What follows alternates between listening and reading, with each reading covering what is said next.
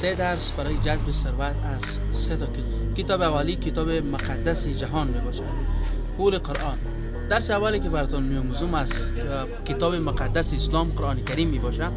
و در زمینه پول کلوا و اشربوا ولا تسرفوا، بخورید بنوشید ولی که مصرف نکنید. دوستان این درسی که از اساسی ترین درسی است که در هر کتاب شما وقتی می‌آموزید و بالاخره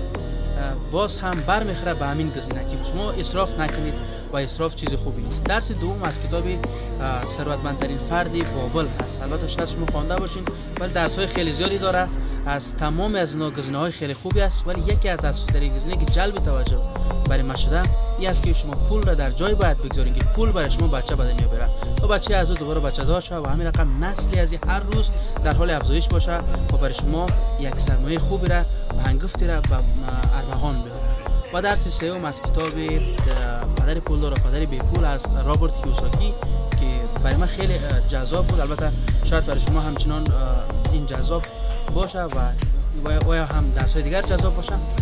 درس سومی بود که شما باید